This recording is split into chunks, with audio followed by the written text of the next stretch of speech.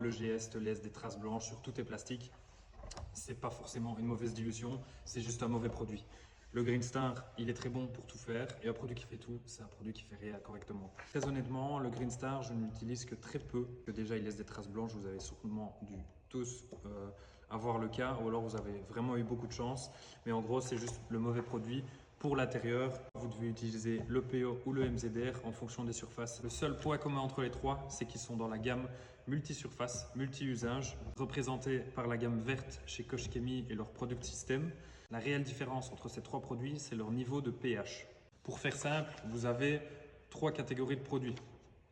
Les acides, les alcalins qui sont très dégraissants et les solvants qui ne sont pas représentés par l'échelle de pH parce qu'ils ne se mélangent pas à l'eau pour être mesurés. Les neutres sont entre l'alcalin et l'acide.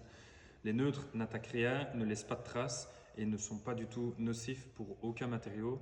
Le PO est au milieu. Les deux autres sont du côté alcalin parce qu'ils sont multi-usages et dans les alcalins, disons qu'il y a différents types d'alcalins. C'est pour ça qu'un laisse des traces, l'autre pas. Le Green Star a exactement le même niveau de pH que le MZR, sauf que les alcalins sont différents. L'alcalin du GS provient d'alcalins minéraux. Le MZR provient d'alcalins organiques. La différence, c'est quoi? C'est que le GS, il est fait plus pour l'extérieur que pour l'intérieur, ou en tout cas, s'il est utilisé pour l'intérieur, il est fait pour être rincé. Quoi qu'il arrive, c'est pour ça qu'on l'utilise beaucoup pour le moteur, les pneus, les passages de roues, etc.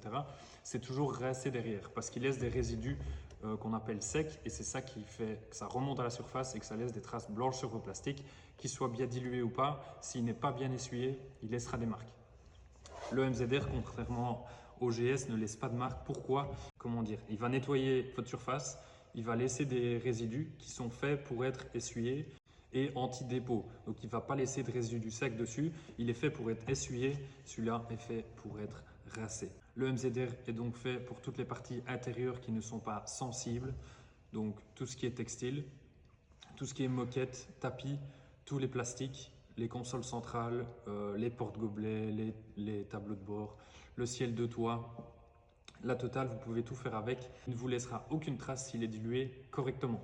À partir de là, vous avez toutes les clés en main pour ne plus avoir de traces sur vos plastiques. En tout cas, j'espère que cette vidéo vous a aidé. N'hésitez pas à laisser un commentaire si vous voulez que je vous présente d'autres produits en vidéo.